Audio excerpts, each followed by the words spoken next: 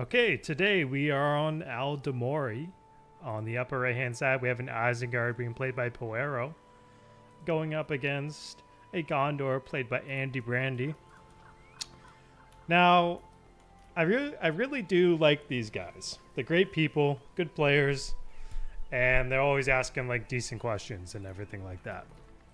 Now, the main thing to really remember is that these guys come from a different BFB patch in general, so they kind of look at things a little bit differently here too, which is great.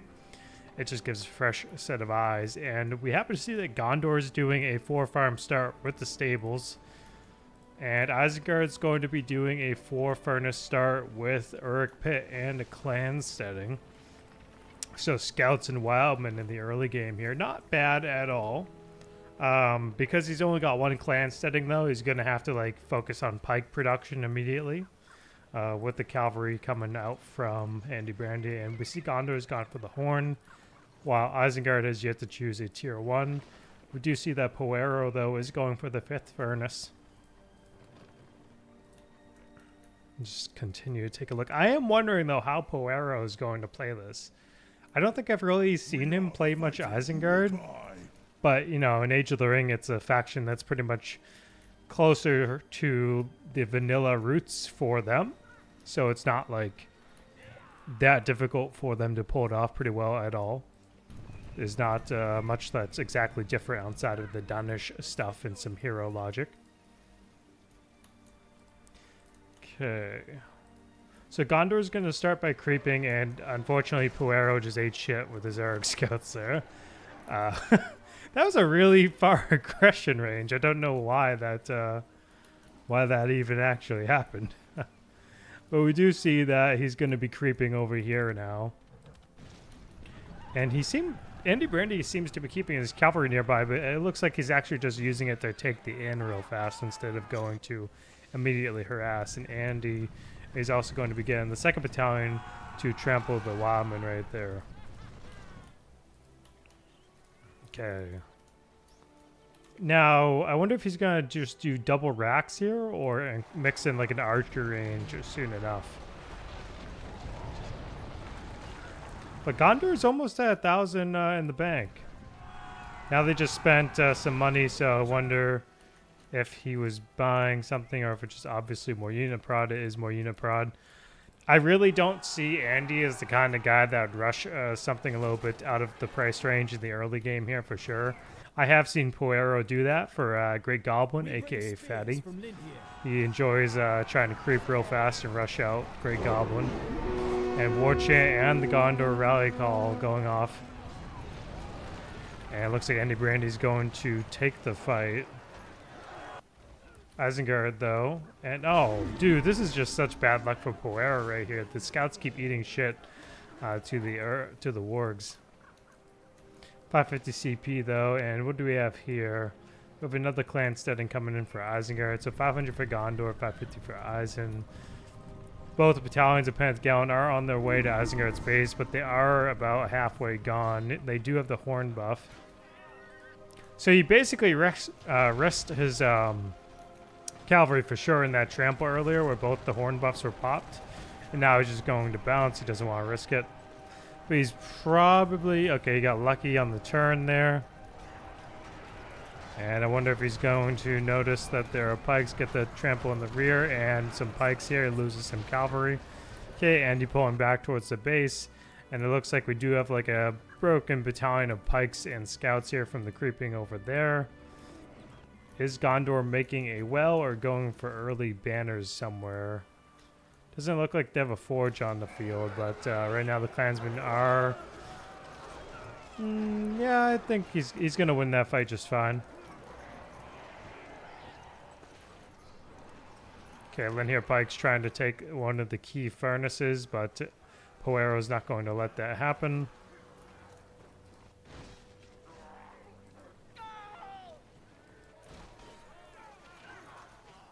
Okay, so again, Gondor 600 CP and Eisen 500. Andy did buy Houses of Healing, though, over the well, which is a good investment just for the long term for sure.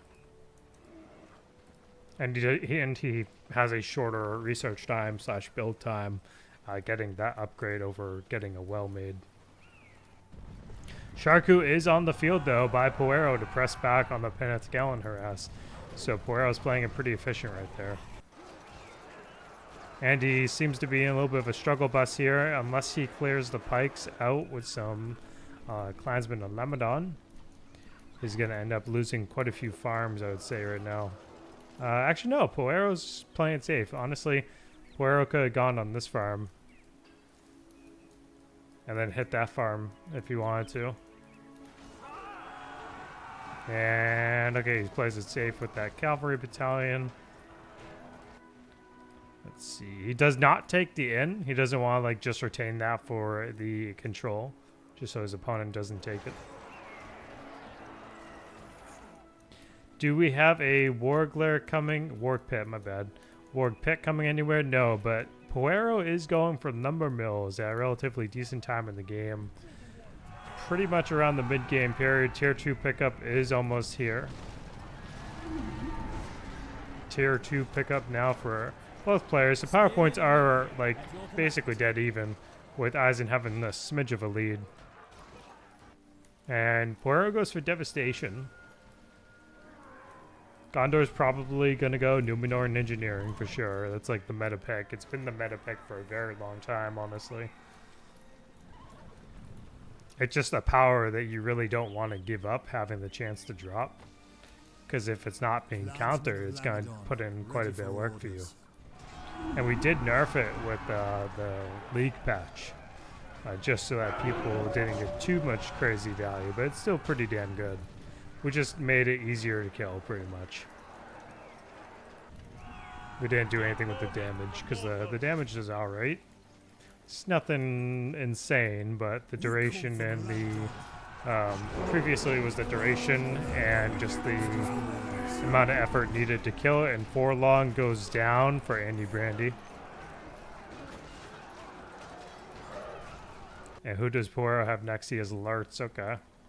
Probably considering, I wonder if he's going to try to do tier 2 Uruks soon with like another Uruk pit being made or not. And yeah, you can see that Gondor's gone for Numenor and engineering. He's probably going to run up towards the base over here and try to drop it. I think right here might be decent, where the cavalry's going. Or actually, yeah, okay. I was spot on with that, no big deal. And let's see what the radius is. He actually ends up hitting the clan setting and that furnace in the moment there.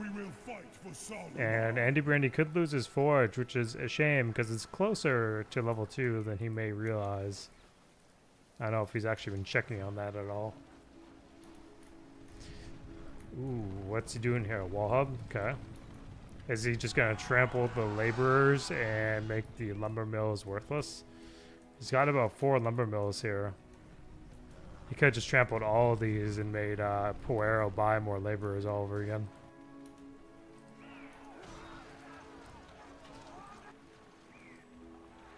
Okay, saves his forge.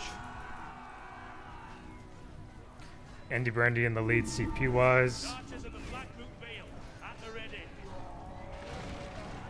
Oh, is he going to get Sharku? Oh. Bro, that was so lucky for AndyBrandy. That was so lucky. It's like funny because like they just kind of reached out at the end there. But very surprising that Sharku did get killed there, considering he was slightly away, but I guess it was enough for the pikemen to reach.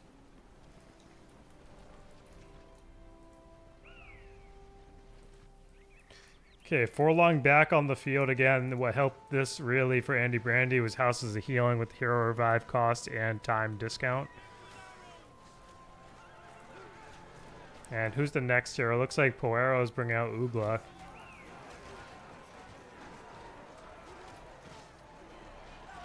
Honestly, there's probably someone out there that's like, Ugluk, what do you mean? It's Ugluk. But yeah, whatever. I see comments like that from time to time on my videos where it's like if I mispronounce something, like someone just pokes at it. Okay, so we see some Lyn Hero Pikes and Blackroot Vale Archers trying to go around and harass some of Poero's base, but we now happen to see the Axemen out on the field. And I would guess at this point that AndyBrandy's going to go for the Dalmra Citadel. He's got 3K in the bank though, so he must be going for Gandalf. He hasn't actually bought Grand Harvest, and I wonder if he realizes he has to buy it. He may not realize you have to buy that upgrade. And that'd be a huge F in the chat here if he did not realize that. Freezing Rain though, by Poero means up. Yep, there we go. Western Winds instead of the Dull Emerald Citadel. Good call by AndyBrandy for sure. Cancel it out. Ooh, he's got Lurts right on top of him. Is he gonna try to get him? Could be gnarly. It looks like he may have spent some money. Let's just take a look. No. He's just buying units. Okay, well, I really hope by the end of the game he realizes he has to buy Grand Harvest. Forlong on the retreat. He's only level 3. See Vitality active. Lurtz is about to be level 5 here.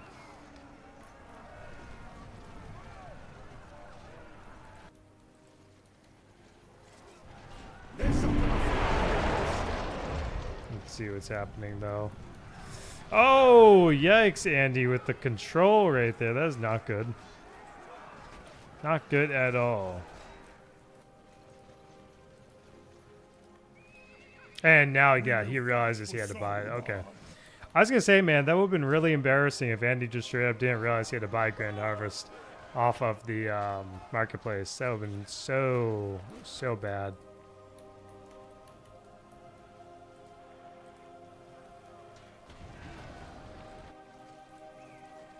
So double racks, archery range, stables.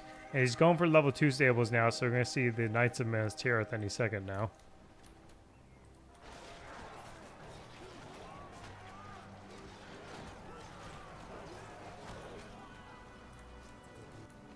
And at this point, Andy's playing it pretty carefully.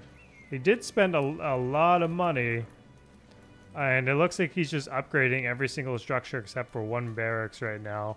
Maybe he bought like Faramir as well from the fort because he was cash floating pretty heavily. So he could have bought another hero for all we know.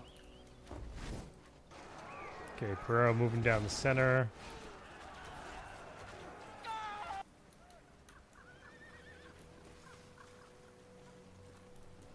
Let's see. Gone. Okay, okay. It wasn't Faramir, but it was Boromir. That's pretty good. Okay. I don't mind that at all. That's pretty good. I was thinking he was going to go Faramir for the Rangers in case he was leveling the archer range at level 3. But Alerts being level 5, almost 6 now with the cripple, means Boromir has to be extremely careful. So AndyBrandy might as well start trying to churn out some Minas Tirith swords and pikes there. Of Lamadon, ready for orders. It looks like he is doing that. Does he have upgrades? He does not have upgrades. Knights of Gondor will protect these lands. 2nd Battalion Knights on the field. That's a lot of range units right there. That's a lot. Only 1 pike battalion. So if Andy is, I guess, aware right now of just how many pikes there are, he could easily snipe that and just get some massive tramples in with the Knights of MT. Is he making a 3rd battalion? He is. He also has this 10th Gallon. So this is going to be really bad for Poero if Andy ends up getting some massive cavalry value. But what would make it better is if he literally just had banners or heavy armor just to help like save the cavalry. And Boromir is going down to Lurt's cripple. Oh my god, you hate to see it. The dreaded Boromir showed up and he's just dead to a cripple. Okay, 15 points here for Gondor, 1000 CP, 950 CP for Eisen. Poero is getting closer and closer to a tier 4, but again, the fact that Boromir just, the fact he showed up just to die is such a sad moment. And Maneater does end up killing the builder on the autocast functionality. Okay, there you go. He doesn't have them in wedge formation though, which is a little bit odd to me. Minoran Engineering has dropped again. And level 7 Oogla? Jesus. Yeah, okay, so he had the Hunt for the Ring because you can see the little pulsing effects So he bumped his experience in nearby heroes by 50%, and the speed and fear and terror resistance was provided. Now he's going on the Uruk bit though.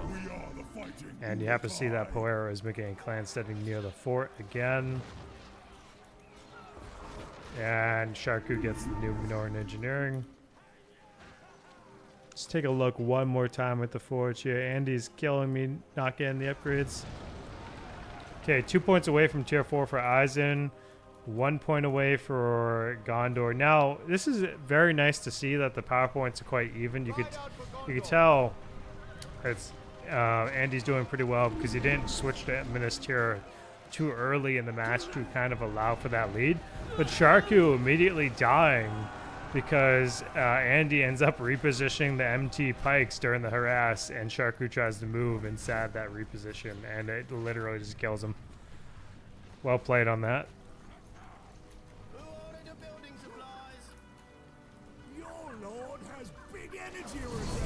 And Forlong's Vitality is kicking off. Saruman, though, on the field for Andy. Not Andy, I'm sorry, Poero.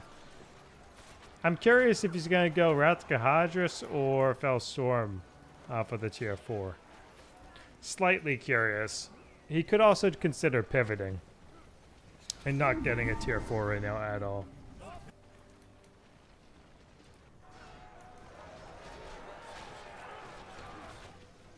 And he goes for Vraccasil. Wait a second.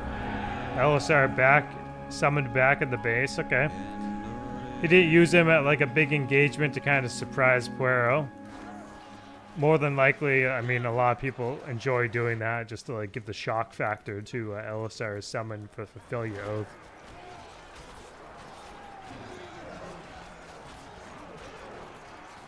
Let's see what's happening here. Okay. Poero's gonna clean up that group. Looks like MT archers are trying to mess around on the lumber mills. Now, if he had Faramir mounted up with the MT Knights, that'd be pretty solid. That'd be a very effective harass group with that leadership. And Saruman is level 2.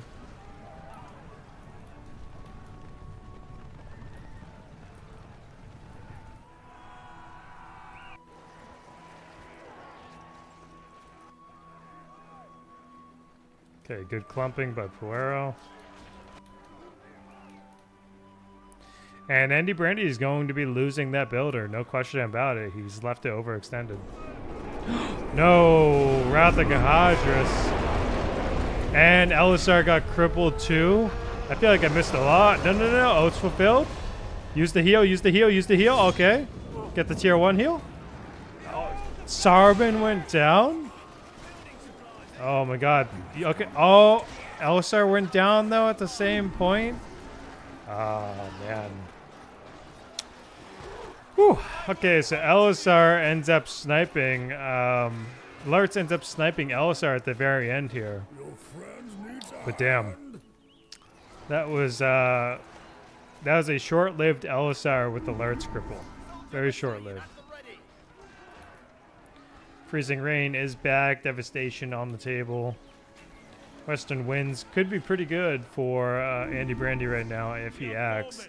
You know, there's no Isengard. There's no Saruman, I mean. Ugluk seems to be gone from that engagement over here. So it was completely no fear and terror resistance. And he's totally, if I had to guess, going to chase down Lurtz with the MT Knights. Perhaps. And Baragon just got purchased by AndyBrandy. Yep. I think he's definitely going to chase down Lurtz. Let's see. Lurtz is right there. He's got to turn around and get him. Oh, and he ran into Pikes. No. Okay. Alright. Now, Boromir, dude, why is Boromir always by himself? This is like the worst thing you could do for Boromir. You don't leave him by himself. He's just gonna die. I feel like he gets caught off. Like, someone could have a cripple, someone could have like a flyer. And like, Boromir's the one hero, like, you really do need a level. And like, it just really, it messes things up if you just don't get Boromir leveled. Numenor engineering has dropped over here. Okay, so Poero's gone for the tried and true fuel the fires after that. Okay, that's pretty good. He's going to be spamming lumber mills for sure.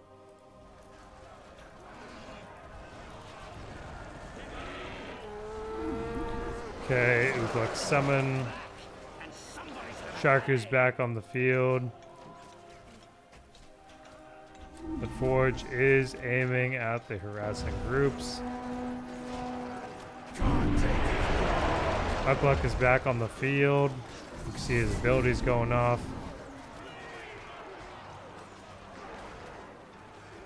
And Andy entirely backing away. If Poero's paying oh, now he's paying attention. Okay, yeah, he's going right on top of that Numenor engineering. But he didn't pay attention to any of the units here, just chilling chilling passively. God, I keep fucking up and saying the wrong words tonight. Oh god. Hopefully YouTube doesn't lower the viewership on this video with that in mind, because I'm swearing. Whatever. No big deal. No big deal. Honestly, he doesn't have a level 3 archer range, but it'd be pretty good if he just kind of backed away with these MT archers and brought them back to the base just to like work on getting that done. Get over here! Every other fallen south! Ugluk on the run. Forlong dies yet. That's like the 5th Forlong death in this game. Sharku killing some MT knights.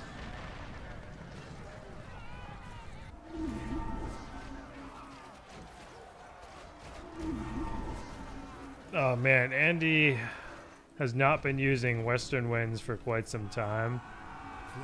And it would just be so good if he used it. Like, Isengard has no passive fear and terror resistance at the moment. And why do I feel like we're gonna see...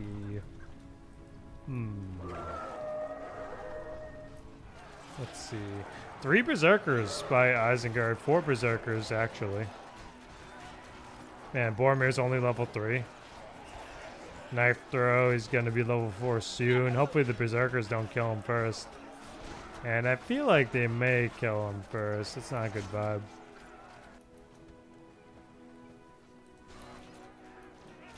Oh my god, Lurt's cripple. Lurt's cripple with the terror now. Yeah, Boromir's gonna die again. Sad. Isengard's hero killing is just so S tier. Okay, we got Forlong back yet again. Gandalf on the field as well by AndyBrandy. So, now that like Gandalf's here and Lurtz has already blown his cripple, it's going to be pretty good if Andy happens to like mount Gandalf and use the cripple. But I don't think he actually is aware of that this ability can cripple. So we'll see if it gets used at all in this game. But Gandalf's Wizard's Blast cleared the way. Lurt's level 10 though. That 50% armor bonus is very thick. And all the lumber mill is coming in for Poero right now. That money is coming through.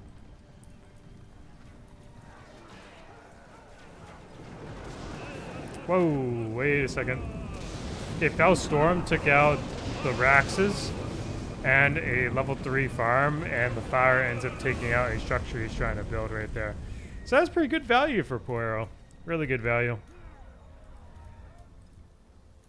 Really good value on that Fell Storm.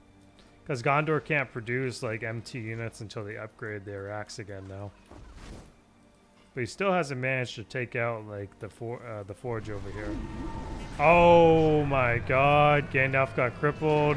Wizard's Blast, very nice. Forlong trying to block the front and protect them. Does Forlong have True Heart, True Friend? He does. Forlong could pop True Heart, True Friend on Gandalf before he dies for that sweet armor bonus and experience modifier. Oh my god. Okay, never mind, never mind. He's going. Use it on the heroes. Use it on the heroes. Use the eagles on the heroes, Andy. Okay, he's using them on the heroes. And Sharku's Man-Eater allowing him to live. Next hero is going to be Lurtz. Let's see. Yeah, Lurtz is still chilling right here. He's got Gandalf overextended though. All he had to do is use Rekindled Hearts or use Western Winds in general here, and he could have closed the whole game. Because again, no passive fear and terror resistance for Isengard right there. Man, that is a tough loss for Andy. Very tough loss. Baragon level 4.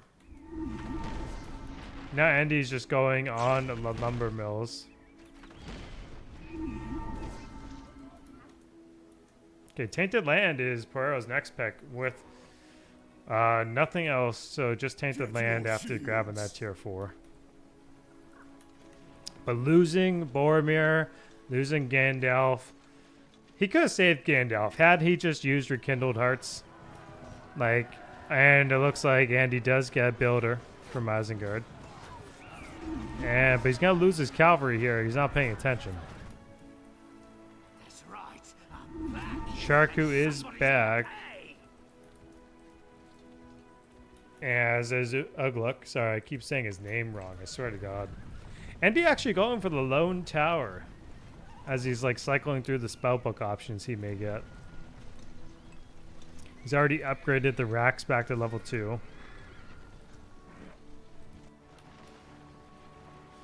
And Poero, though, having the Uruk shield bearers on the field for that passive armor bonus.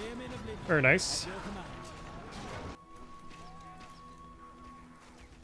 Sharku being bullied by the Lone Tower, but I don't know. I don't know about leaving all this on autocast. No big deal. You do you, man. Elisar is back for Gondor, but Lurtz can just cripple him any second now. We'll see. He actually bought Forged Blades. Very nice. But he didn't buy heavy armor. Damn. All he needs is the heavy armor, and he's in a really good spot. Numenor Engineering dropped in the back. He's probably going to be targeting the lumber mills here.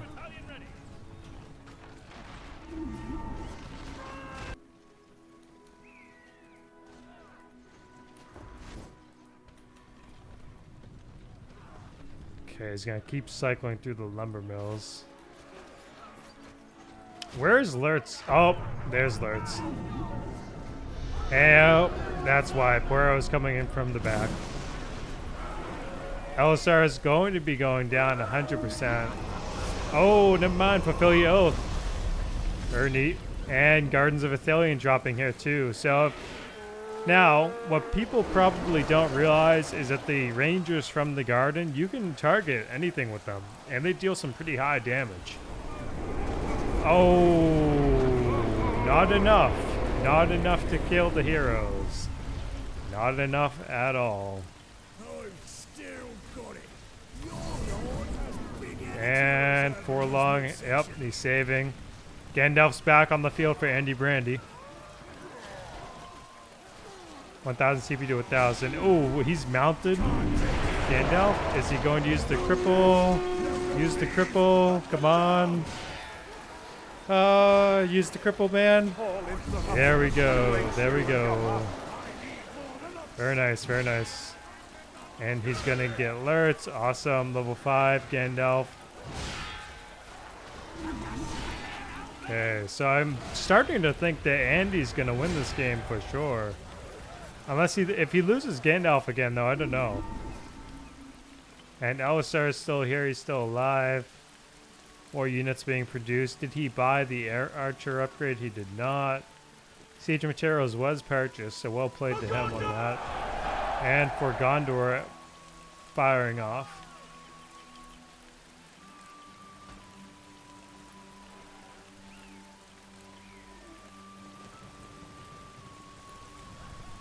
Let's see. I mean, yeah, he doesn't have Western Winds to cancel Freezing Rain. That's the one downside. He does lose a builder, though. Archers standing by. We are the spearmen of Minas Tirith. Sharku. Okay, looks like Andy actually forgot to delete the wall hub. And we have a scum from Lugburs being dropped over here by the forge. Trying to focus down the axemen.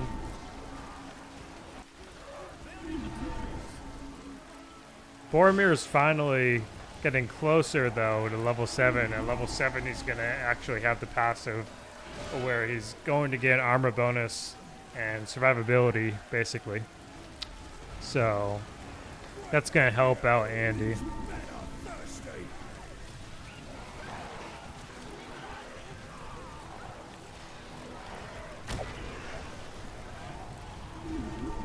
Okay, freezing rain has just expired.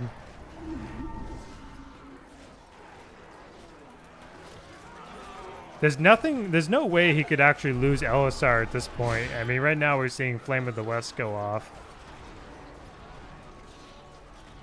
Yeah, because Lurtz is dead, and all the other Eisen heroes that could have killed Elisar are dead. Did I speak too soon? Yeah, I spoke too soon. Okay, Lurtz is back. Alright, so Andy's now got to play around Lurtz all over again. Elisar's heal should probably be back by then, though.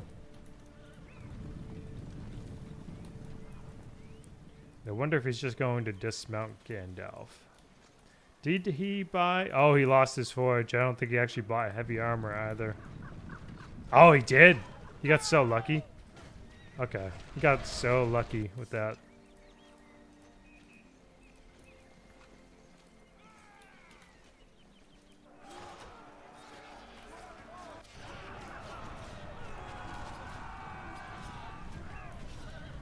Let's see. Honestly, yeah, just go through all the lumber mills and trample all the workers so Poero has 0 workers contributing for his economy. And I feel like that's just one of those things that is always so good to do, but you never see people do like enough of it.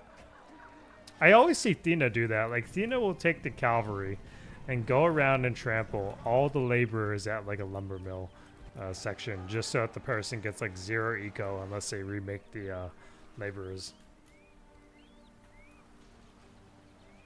Looks like the MT archers are in trouble here.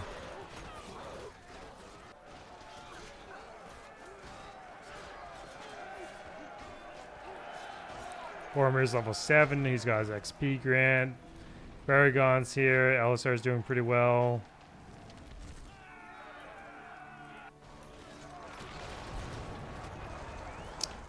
But this is kind of a rough... So you got some berserkers and Uruk pikes there. He needs to dismount Gandalf before he accidentally loses him again, especially with like a Lurtz cripple around. Looks like Andy's actually going back to his base though. Headhunter and Hunt for the Ring have been activated. Interesting choice though for the Numenoran engineering position. Damn, actually that does so little to a wall hub. What? That is crazy. And we got the Oath of Errol. Dude, I think these dudes are using their entire spellbook just about here.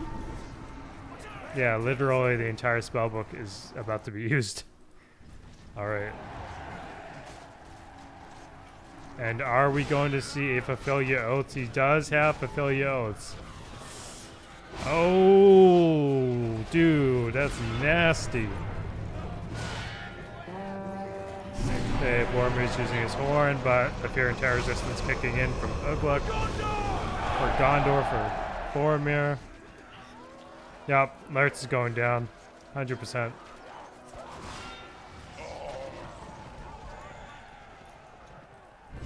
Very cool fight. Very cool. Looks like Andy's making a wall hub. He actually made trebuchets on his fort. And he's got the heavy armor, so I wonder if we'll see fountain guards at any point. We do have to see the Tower of Ecthelion first for that, but I bet you he, locked down his base because he just kind of saw like what Poero was trying to do coming forward with Ugluk and co. That Headhunter buff is nasty. And we happen to see Fell Storm, though, take out the marketplace, and I think that, yeah, one of the farms, he almost gets the level 2 stables. So not the best value, but it's like pretty strong value for getting the marketplace, I suppose. Like, you can live with that. We come from Lamadon.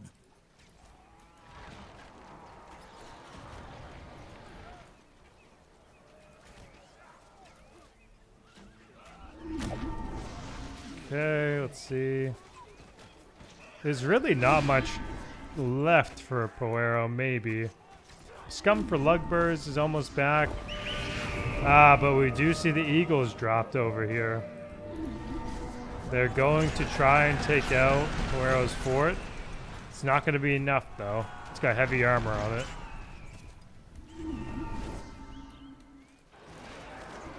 Lone Tower getting brutally assaulted. Landsmen of Lamadon, ready for orders. Yeah, at this point, you know, for sure, I would just use the Eagles to take out, like, production structures or farms. Cheer up, friend. The ale's on me tonight. And where's Forlong? Okay, Forlong's just, like, chilling with Boromir, protecting him.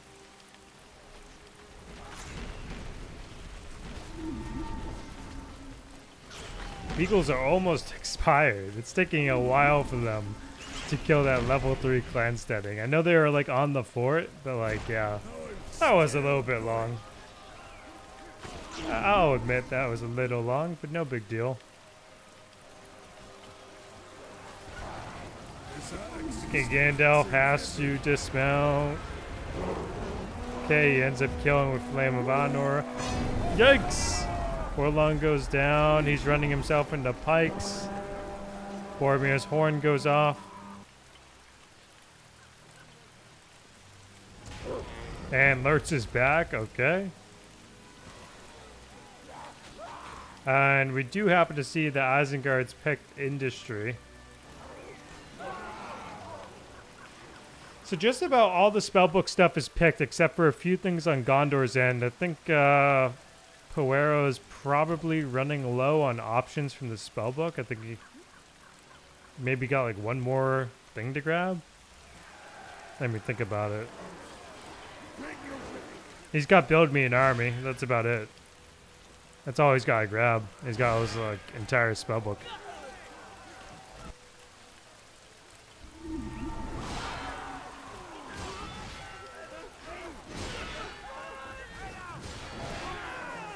Alistar being crippled. Relentless Warrior, though, going on in. Oh, this is dangerous. Alistar is going to die.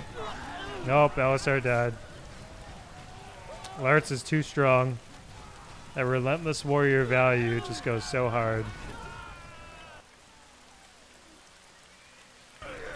And Lurtz goes down. I feel like Poero's going to call GG now. He's got, like, nothing going for him at this point. Oh. Okay, Andy had Return of the King off cooldown, and he just got Alistar back. Alrighty.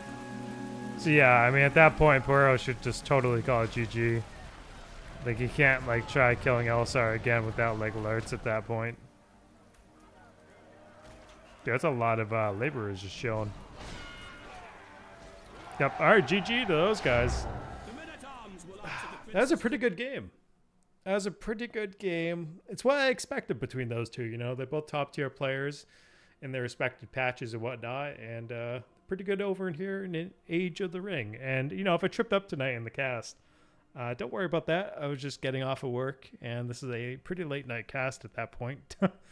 But, yeah, I hope you guys enjoyed that one. I'll see you for the next one.